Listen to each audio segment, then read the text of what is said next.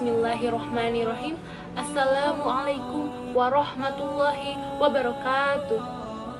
Alhamdulillahillazi arsala rasulahu bil huda wa dinul haq. Asyhadu an la ilaha illallah wa asyhadu anna muhammadar rasulullah, amma ba'du. Para penonton yang senantiasa dirahmati oleh Allah Subhanahu wa taala, saya Sarah Raudlatul Aulia pada kesempatan ini akan menyampaikan sebuah kisah inspiratif dari seorang hamba Allah yang soleh bernama Uwais Al-Qarni. Uwais Al-Qarni merupakan seorang pemuda yang lahir pada tahun 594 Masehi. Ia merupakan seorang tabi'in yang berasal dari wilayah Qarn, Barek, Asir, wilayah Arab Saudi, sekarang dekat perbatasan di Yaman. Uwais Al-Qarni merupakan seorang anak yatim. Bapaknya telah meninggal dunia. Ia pun hanya tinggal bersama ibunya. Ibunya ini mengalami sakit-sakitan. Ibunya mengalami lumpuh dan tidak bisa melihat. Uwais dan ibunya pun hidup di bawah garis kemiskinan. Akan tetapi, Uwais tetap memiliki sifat dermawan.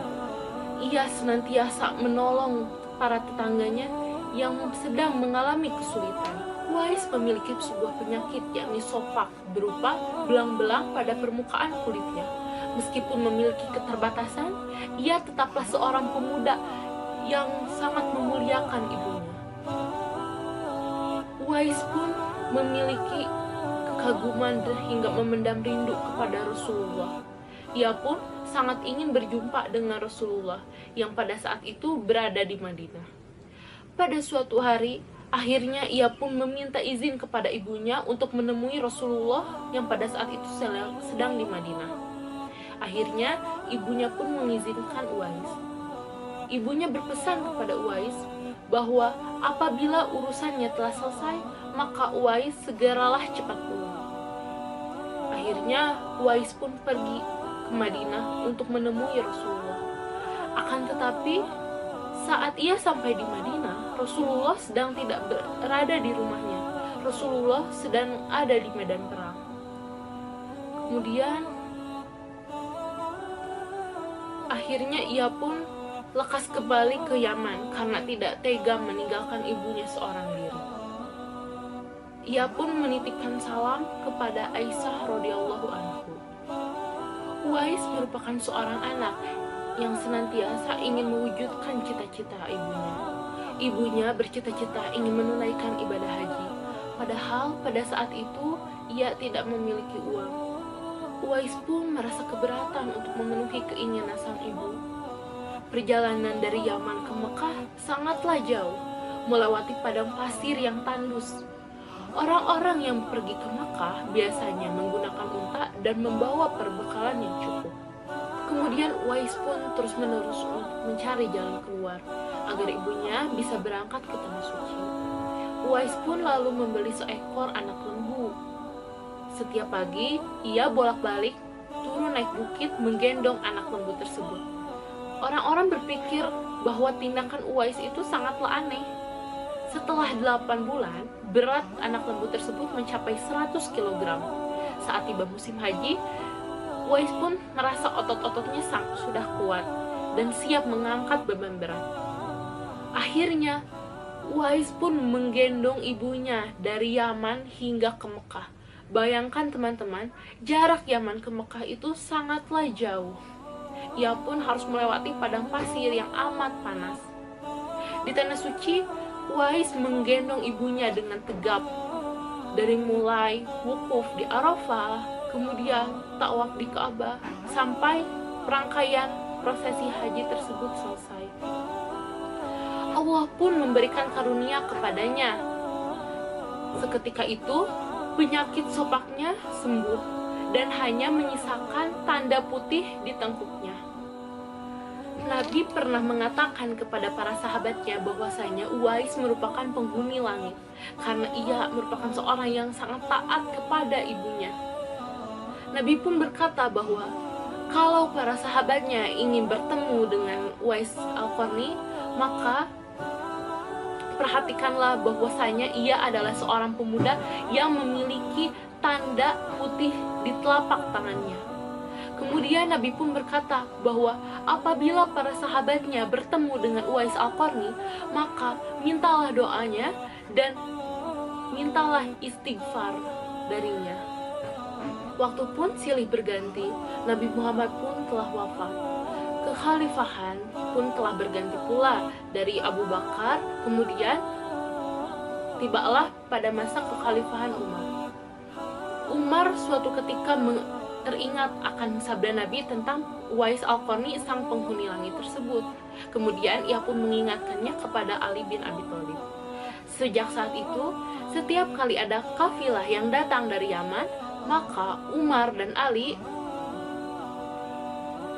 selalu menanyakan tentang Uwais Al-Qarni. Rombongan kafilah dari Yaman menuju Syam silih berganti, membawa dagangan mereka. Kemudian, suatu ketika, Uwais Al-Qarni turut ikut bersama rombongan kafilah dari Yaman. Rombongan kafilah itu pun tiba di kota Madinah. Kemudian, Umar dan Ali menanyakan kepada rombongan kafilah tersebut apakah ada Uwais di sana. Ternyata benar saja, Uwais turut dalam rombongan tersebut. Pada akhirnya, Umar dan Ali pun bertemu dengan Uwais Al-Qarni. Kemudian mereka berjabat tangan. Dan benar saja, di telapak tangan Uwais Al-Qarni terdapat tanda putih, bulatan putih bekas penyakit yang pernah ia derita. Umar dan Ali pun berbicara kepada Uwais Al-Qarni. Dari pembicaraan tersebut akhirnya diketahui bahwasanya ibunda Uwais Al-Qarni telah meninggal dunia. Hingga akhirnya Uwais Al-Qarni pun bisa turut serta dalam rombongan kafilah tersebut. Umar dan Ali pun memohon doa dan istighfar dari Uwais Al-Qarni.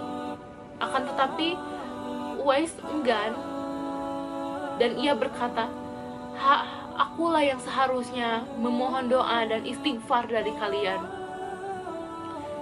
Mendengar perkataan Uwais, Umar pun berkata bahwa kami datang ke sini untuk mohon doa darimu dan istighfar darimu, seperti yang dikatakan Rasulullah sebelum wafat.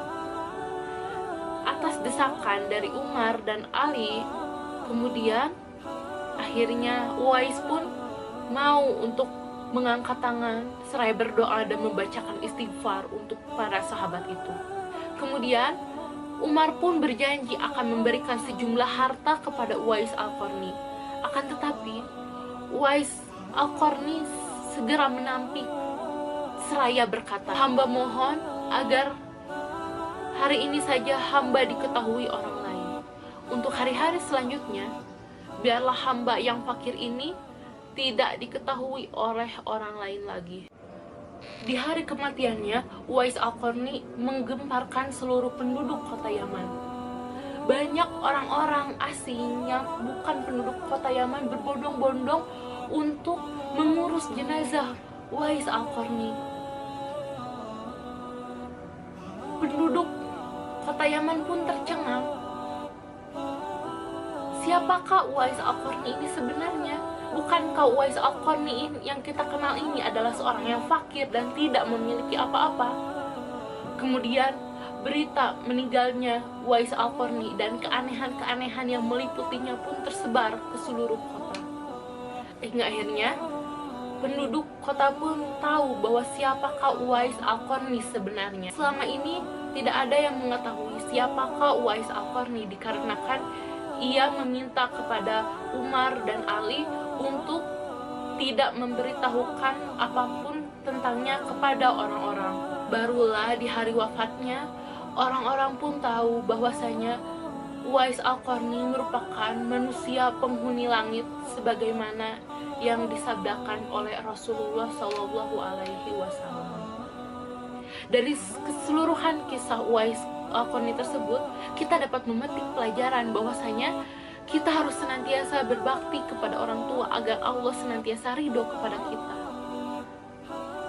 Apabila salah satu di antaranya atau bahkan mungkin keduanya telah tiada, maka kita bisa tetap berbakti kepadanya dengan cara mendoakannya supaya ia mendapatkan surga dan ridho dari Allah Subhanahu wa Ta'ala. Dan itu pelajaran yang dapat dipetik dari Uwais Al-Qarni tersebut adalah Meskipun ia tidak terkenal di bumi, ia tetap melakukan amalan soleh. Bahkan ketika Umar dan Ali mengenalnya, ia pun tidak berambisi untuk mendapatkan popularitas, justru ia semakin rendah hati. Uwais Al-Qarni merupakan salah satu contoh manusia yang ada di muka bumi. Namanya begitu harum di antara penghuni langit. Semoga kita semua dapat mengambil pelajaran dari kisahnya. Mohon maaf apabila terdapat kesalahan. Terima kasih kepada para penonton yang telah menyimak video ini dari awal sampai akhir. Wabillahi taufiq wal hidayah. Wassalamualaikum warahmatullahi wabarakatuh.